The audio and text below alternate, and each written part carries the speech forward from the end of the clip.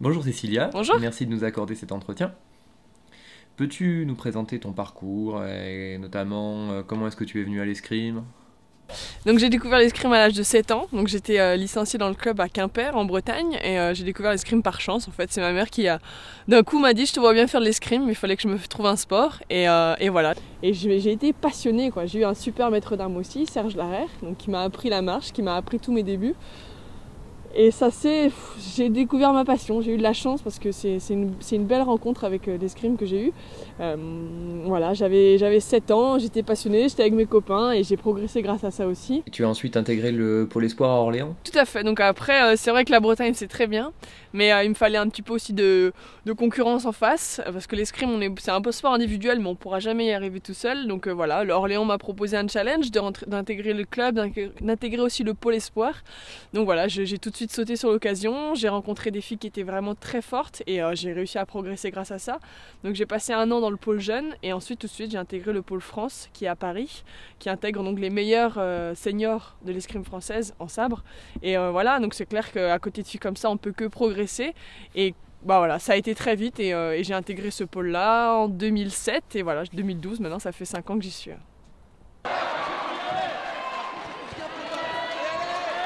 Alors le sabre d'âme est une arme qui est relativement jeune. Quelle vision as-tu justement de ton arme et de son évolution sur ces dernières années?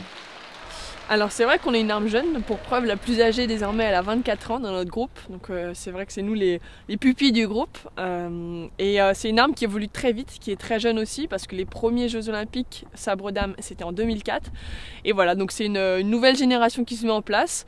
Je trouve qu'on progresse vraiment vite, c'est intéressant, bien sûr qu'on n'a pas la même vitesse que le sabre homme, bien sûr, mais mentalement, tactiquement, on progresse et on met en place de nouvelles tactiques. Voilà, on est plus sur l'instinct, sur la rapidité d'exécution, sur troubler pour semer le trouble aussi chez son adversaire. Et c'est clair que la France est douée, mais il y a aussi des pays où on peut s'inspirer, de la Russie, de l'Ukraine, même des États-Unis, qui ont vraiment des filles qui sont techniquement et tactiquement très douées.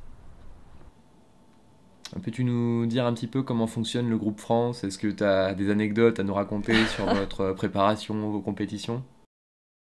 Alors oui, bah, des anecdotes, pas forcément, mais c'est vrai que le fonctionnement se passe très bien. Donc, comme je vous le disais, la plus âgée a 24 ans. On est un groupe de 8 filles à l'INSEP, donc l'Institut national du sport. C'est un petit groupe, ça c'est sûr, mais voilà, on se pousse vers le haut, chacune a son caractère, chacune a sa personnalité, et on a des petites jeunes qui ont été championnes du monde cet été, fin d'année dernière, et qui sont en train de pousser et qui nous poussent vers le haut. C'est vraiment très fort parce que elles sont jeunes, elles sont débordantes d'envie et elles sont en plus douées. Et donc voilà, nous les seniors qui sont les plus âgés, 23-24 ans, elles nous poussent vers le haut. Donc voilà, on est un groupe très jeune et je pense qu'on va faire un massacre dans quelques années. Alors, peux-tu nous en dire plus sur ton programme d'entraînement, notamment comment tu travailles pour atteindre le haut niveau et pour y rester? Alors mon programme d'entraînement, si je vous fais une semaine type, c'est simple. Le matin, on va soit en cours, soit dans notre activité professionnelle. En fin de matinée, on se retrouve tout à l'entraînement. Et voilà, soit on a des leçons individuelles, ce qui veut dire qu'on est avec notre entraîneur et que voilà, on partage un moment très privilégié. On revient techniquement, tactiquement sur nos défauts, nos qualités, ce qu'il faut mettre en place pour progresser. Puis ensuite on retourne en cours ou en activité professionnelle et à la fin on se retrouve tout ensemble généralement, le groupe de 8 plus certaines partenaires d'entraînement et on part, donc là on fait une séance de match, une séance d'assaut où voilà c'est soit des assauts à thème où l'entraîneur va pointer un détail de notre construction de jeu, ce sera l'attaque ou la défense et voilà donc on se retrouve tout ensemble et là il faut jouer le jeu parce que plus on va être performante, plus on va faire progresser les filles à côté et inversement. Donc on a toutes besoin les unes des autres et ça c'est la force de notre sport, c'est sûr. De quoi aurais-tu besoin pour mieux t'entraîner? Quand on pense par exemple aux Chinois ou aux Russes qui s'entraînent peut-être 2 fois plus que nous par rapport justement donc à ces nations majeures, qu'est-ce qui te manquerait pour aller encore plus haut? C'est vrai que la Chine et la Russie font partie des grandes nations et qu'elles ont cette chance, mais je mets le mot chance entre guillemets, de pouvoir s'entraîner davantage parce qu'à côté elles ne font rien. Après, nous on a choisi la voie du double projet et qui est aussi une très bonne chose parce que j'ai toujours été défenseur de ce projet parce que on est épanoui finalement, on a quelque chose à côté de l'escrime, on est plus épanoui, on est plus heureux, on se sent valorisé aussi à travers autre chose que l'escrime et c'est une grande richesse et c'est important de garder ce double projet, je reste défenseur de ça parce qu'on en a, enfin moi personnellement j'en ai besoin pour être heureuse et épanouie et voilà, c'est sûr que la Chine et la Russie s'entraînent davantage et évidemment le travail paye donc elles ont des meilleurs résultats que nous actuellement. Mais voilà, on essaie de trouver des astuces. Là, on a un nouvel entraîneur qui vient d'arriver, qui est tout jeune, qui était ancien tireur de l'équipe de France de sabre, qui s'appelle Cyril Verwakel, qui est terriblement motivé, avec Cyril Taron également, notre entraîneur national.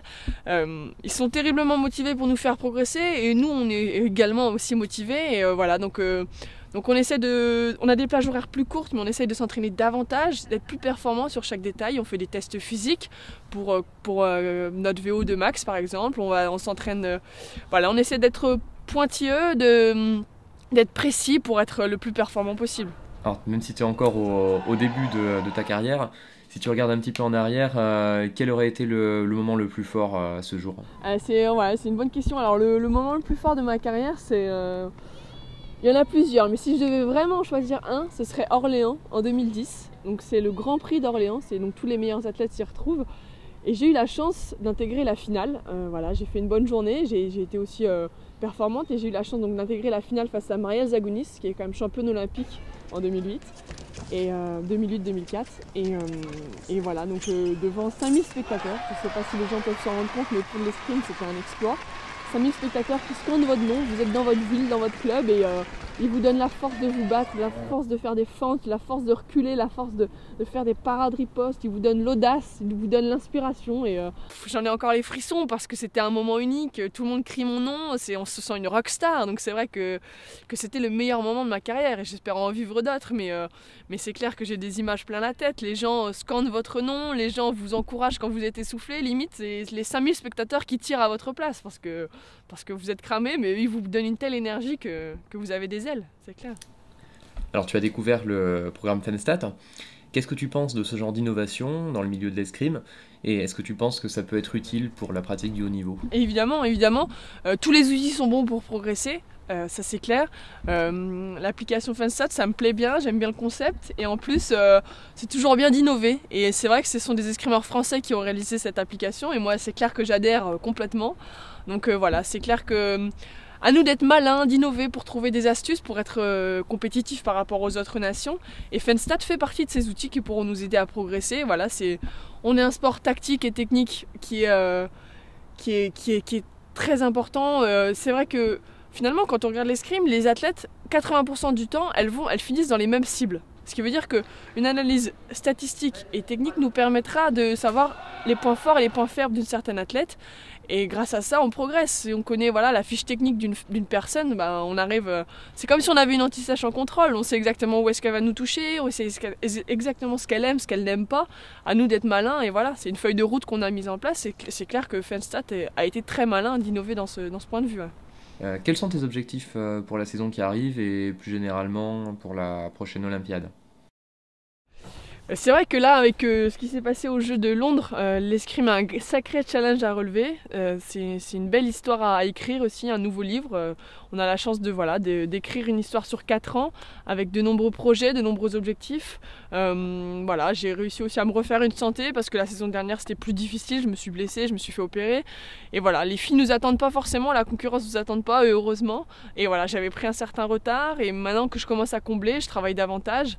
On a du temps pour réaliser plein de choses, on a 4 ans pour vraiment être performant à Rio et c'est l'objectif à long terme, c'est sûr. Et l'avantage de l'escrime, c'est que chaque année aussi on a des objectifs à court terme, dont les championnats du monde en fin d'année. Et voilà, c'est clair que c'est ma ligne de route pour cette saison. Merci beaucoup Cécilia pour cet entretien et bonne chance pour la suite de ta saison. Merci.